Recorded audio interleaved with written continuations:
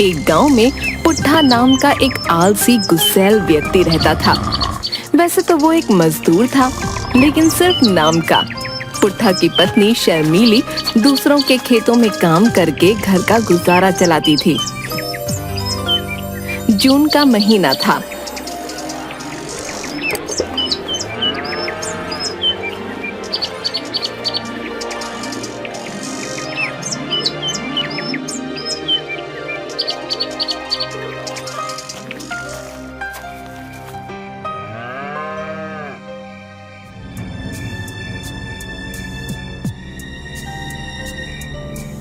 उस रात गर्मी से बेहाल शर्मीली ने घर में कदम रखा ही था कि तभी पुट्ठा शर्मीली से गुस्से में बोला, देखो शर्मीली, अगर गर्मी है तो इसका मतलब ये नहीं कि तुम जब मर्जी चाहोगी तुम घर में आ जाओगी।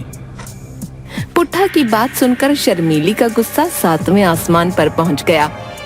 एक तो मेरा गर्मी के मारे बुरा हाल है, ऊपर से तुम काम धंधा कुछ करते नहीं हो। अगर इतनी गर्मी में पत्नी काम कर रही है तो उल्टा रौब झाड़ रहे हो। रोब नहीं झाड़ रहा शर्मीली, टाइम देखो, रात के 8 बज रहे हैं। ये कोई वक्त है घर आने का? पड़ोस की निर्मला ताई के घर पर थी, वहाँ कूलर की हवा खा रही थी, इसलिए आने में देर हो गई। तो फिर क्यों आ गई? कंबल ओढ़कर निर्मला ताई के घर पर ही सो जाती। देखो जी, मेरा दिमाग खराब मत करो। इसमें दिमाग खराब करने वाली बात क्या है? आजकल का माहौल देखा है कितना खराब है। निर्मला ताई का पति पूरे गांव में छिछोरेपन के लिए मशहूर है। तुम्हारी चिंता होती है मुझे। हाय हाय, अरे चिंता मैन, बड़ी चिंता करने वाले बने करते हो। इतनी ही अगर चिंता है तो कोई काम धंधा क्यों नहीं ढूंढ लेते? पत्नी काम करके पड़ोस में कूलर की हवा खा ले तो तुम्हें चिंता होती है। हर बात का उल्टा मत लिया करो शर्मीली। तुम अच्छी तरह से जानती हो कि गर्मियों में मुझसे भी काम नहीं होता, क्योंकि मुझे बहुत गर्मी लगती है। आप तो अपनी बात मत ही करो जी, आपको तो सर्दियों में बहुत सर्दी लगती है, गर्मियों में आपको बहुत ज्यादा गर्मी लगती है, बरसात में तो ज्यादातर काम बंद ही रहते हैं। बस आपको तो पूरे साल निठल्ले बनकर घूमना है, पत्नी पर हुक्म चलाना है। तुम्हें पता है, मैं 3 घंटे से तुम्हारा इंतजार कर रहा हूँ। मुझे कितनी जोरों से भूख लगी है। तो ये बोलिए ना कि आपको भूख लगी है, इसलिए आपको पत्नी की चिंता हो रही थी। इतना कहकर शर्मीली ने टिफिन पुट्ठा की ओर बढ़ा दिया। ये लीजिए, आज मुझे सिर्फ दाल मिली है, यही खाकर गुजारा कर लीजिए। क्या दाल? लेकिन तुम तो कह रही थी कि बिरजू जमींदार के यहाँ पर आज दावत है, चिकन बना होगा। हाँ बोल रही थी, लेकिन उनके यहाँ मेहमान ज्यादा हो गए तो चिकन खत्म हो गया। हे भगवान, कैसे जानवर हैं, सारा का सारा चिकन खा गए। हाँ खा गए। और सुनिए, कल से आप खुद काम करोगे, मैं कल कहीं काम पर नहीं जाने वाली। अचानक ये कैसी बहकी बहकी बातें करने लगी तुम? देखो जी, आज खेतों में गर्मी की वजह से मेरी हालत खराब हो गई। एक तो हमारे घर में ना पंखा है ना कोई कूलर। पड़ोस की निर्मला ताई के यहाँ कितना बड़ा कूलर लगा है, तुम्हें पता है? लेकिन मेरी तो किस्मत ही फूटी है। मुझे एक निकम्मा पति मिला जो मुझे कूलर तो क्या, एक पंखा तक लाकर नहीं दे सकता। पुट्ठा गुस्सैल स्वभाव का था। शर्मीली के कहने पर उसे काफी गुस्सा आ गया। तुम जरा सा काम क्या करके आती हो, मुझे जलील करने का कोई भी मौका नहीं छोड़ती है? जी, आपने बिल्कुल सही कहा। मैं खुलकर बोल रही हूँ कि मैं आपको इस वक्त जलील कर रही हूँ। जाइए, जाकर कुछ काम कीजिए। नहीं तो इस बार की गर्मी में तुम और कर लो। बिल्कुल नहीं जी, मुझे 1 हफ्ते के अंदर अंदर अपने घर में कूलर चाहिए। बगैर कूलर के मैं कोई काम नहीं करूँगी, यहाँ तक कि घर का भी कोई काम नहीं करूँगी। और अगर तुमने मेरी बात नहीं मानी ना, तो इस बार मैं अपने मायके जाकर तुम्हारे आलस पने की करतूत अपने भाइयों को बता दूंगी। फिर याद रखना, पिछली बार जो मेरे भाइयों ने तुम्हारी जो ठुकाई की थी ना, उसका दर्द तुम्हें आज भी होता है। शर्मीली की बात सुनकर पुट्ठा चुप हो गया, क्योंकि शर्मीली के भाइयों ने आलस की वजह से ही उसको बुरी तरह से पीटा था।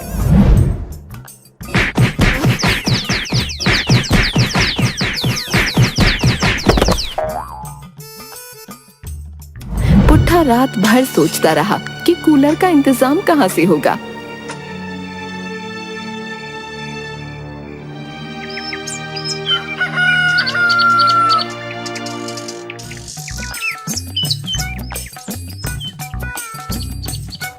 पुट्ठा दूसरे दिन घर से बाहर निकला ही था कि ठेले पर शिकंजी बेच रहा मजाकिया मंगत लाल उसकी ओर देखकर बोला, अरे क्या हुआ पुट्ठा भैया, इतनी गर्मी में कैसे निकल आए?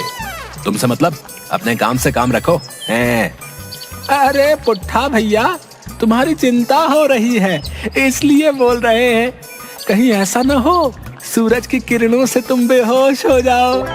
अगर तुम्हें कुछ हो गया तो भरी जवानी में भाभी का क्या होगा? उनका ख्याल कौन रखेगा? भाभी वैसे भी कितनी सुंदर हैं। गांव वाले भाभी को छेड़ छेड़ कर उनका बुरा हाल कर देंगे। हाँ। पुट्ठा पत्नी की बात को लेकर वैसे ही बहुत परेशान था। मंगतलाल के मजाक ने उसका पारा हाई कर दिया। पुट्ठा ने एक जोरदार चांटा मंगतलाल के गाल पर जड़ दिया। एक तो वैसे ही मेरा दिमाग खराब हुआ पड़ा है, ऊपर से तेरा मजाक खत्म होने का नाम ही नहीं ले रहा है। कम से कम देख तो लिया कर सामने वाले का मूड कैसा है। तभी वहाँ पर गांव का मुखिया आ गया। अरे क्या हो गया पुट्ठा, क्यों बेचारे मंगतलाल को मार रहा है? देखिए ना मुखिया जी, मैंने थोड़ा सा मजाक क्या किया, पुट्ठा भाई ने तो मेरे गाल पर चांटा ही जड़ दिया। पुट्ठा ये सब क्या है? मंगतलाल भी हमारे ही गांव का है। तुम्हें किसी को इस तरह से चांटा मारने का कोई अधिकार नहीं। मुखिया जी, एक तो वैसे ही मैं परेशान था, ऊपर से ये मुझ पर मजाक किए जा रहा है। अबे अगर कोई तुझसे मजाक करेगा तो तू उसको थप्पड़ मार देगा क्या?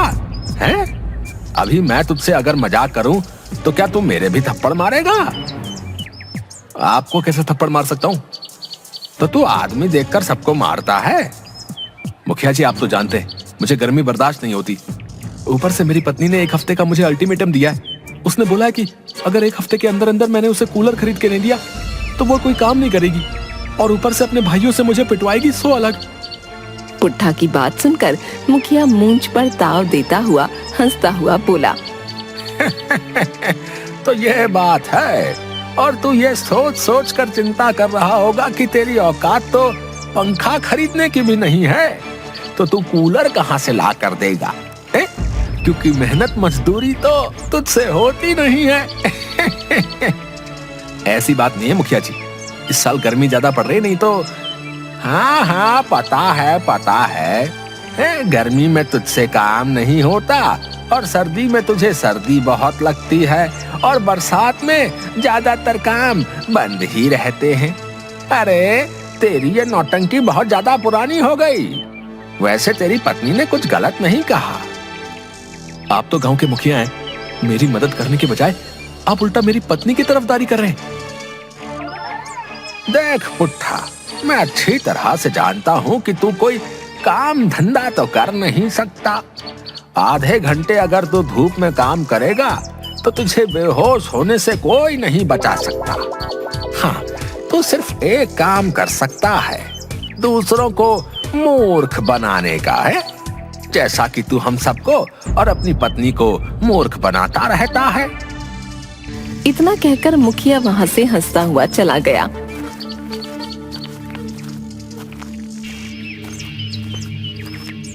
पुट्ठा एक पेड़ के नीचे बैठकर गहरी सोच में डूब गया कि तभी उसके कानों में एक आवाज टकराई। भगवान के नाम पे कुछ दे दे। पुट्ठा ने देखा तो उसके सामने एक भिखारी खड़ा हुआ था। अरे जा यहाँ से, वैसे भी मेरा बहुत ज्यादा दिमाग खराब है। अरे 1 रुपया ही तो मांग रहा हूँ। अरे बोला ना जा यहाँ से। बहुत गुस्से में है, लगता है अपनी पत्नी की मार खाकर आ रहा है। अबे जाता है कि नहीं है? नहीं तो तू मार खाएगा। हाँ, लेकिन मार तो आज तेरी किस्मत में लिखी है। क्या बोला? भिखारी कहीं का है? बोल तो ऐसे रहा है जैसे कोई ज्योतिषी हो। मैं हाथ की लकीर देखकर भविष्य भी बता सकता हूँ। दिखा अपना हाथ, मैं बताता हूँ आज तेरी किस्मत में क्या है। पुट्ठा ने अपना हाथ भिखारी के आगे कर दिया।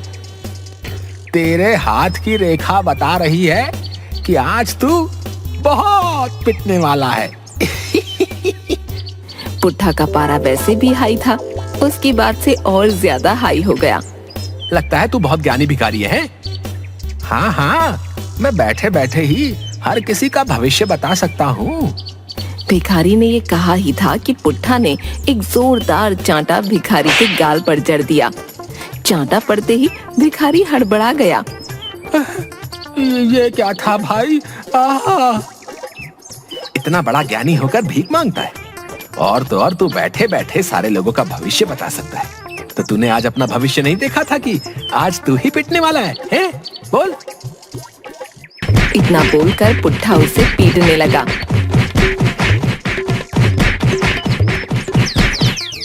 भिखारी पुट्ठा के पैरों पर गिर गया।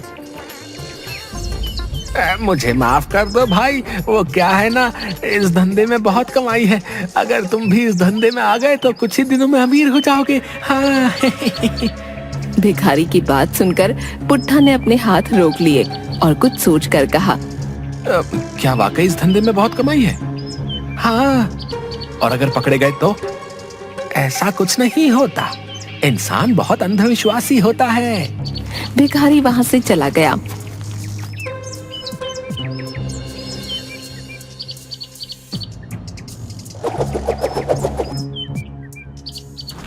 पुट्ठा एक भिखारी का भेष बनाकर दूसरे गांव पहुंच गया।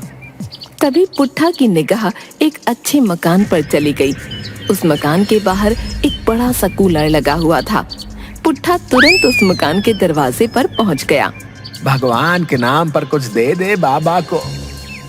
पुट्ठा की आवाज सुनकर उस मकान से एक स्त्री बाहर निकलकर आ गई। आपको इससे पहले मैंने कभी नहीं देखा, लगता है नए नए भिखारी हुए हो। मूर्ख स्त्री, हम कोई मामूली भिखारी नहीं।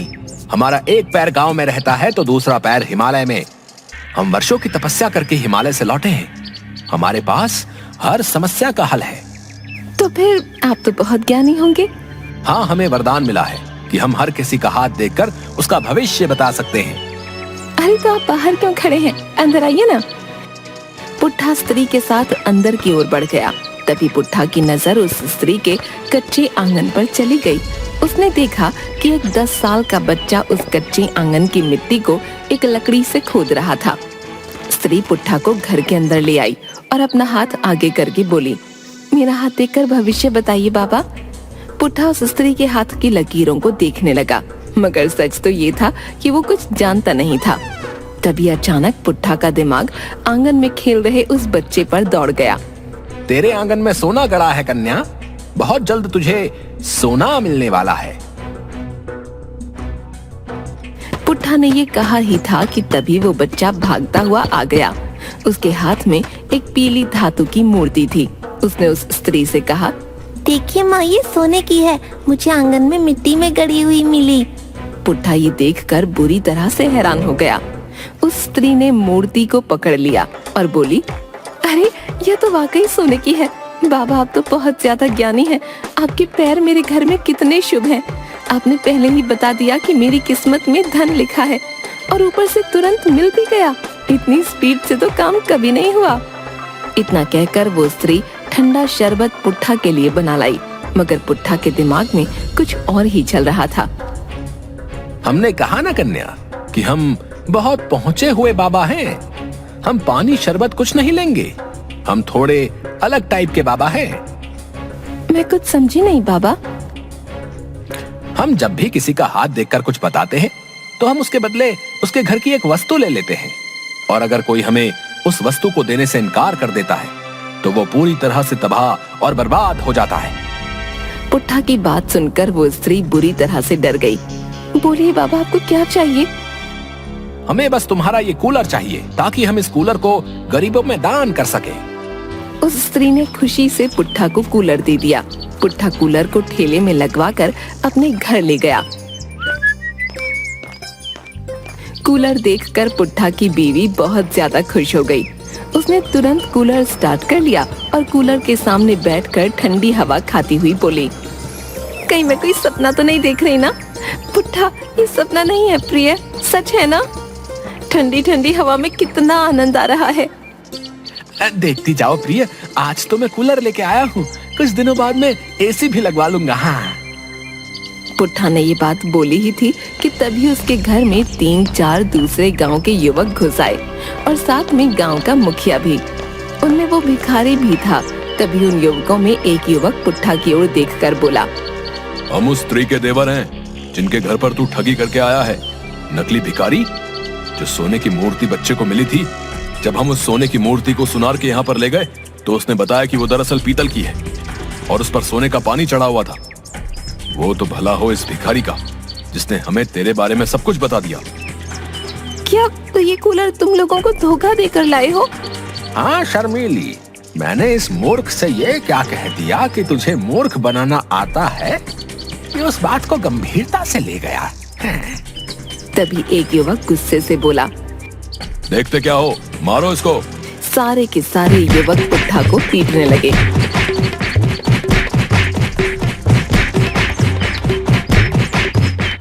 मुखिया ने पुट्ठा को बड़ी मुश्किल से बचाया। तभी एक युवक बोला, कूलर उठा लो। लेकिन गांव का मुखिया उस युवक से बोला, कूलर के पैसे मैं तुम्हें दे दूंगा। इस कूलर को अब यहीं रहने दो। आज वैसे भी पुट्ठा की मार बहुत ज्यादा लग गई है ना? मुखिया पुट्ठा की ओर देखकर बोला, आज तुम्हारी किस्मत में मार खाकर कूलर की हवा खाना लिखा था। जाओ, ये कूलर आज से तुम्हारा हुआ। इतना कहकर मुखिया और वो सब वहाँ से चले गए। लेकिन पुट्ठा के घर में कूलर लग गया था।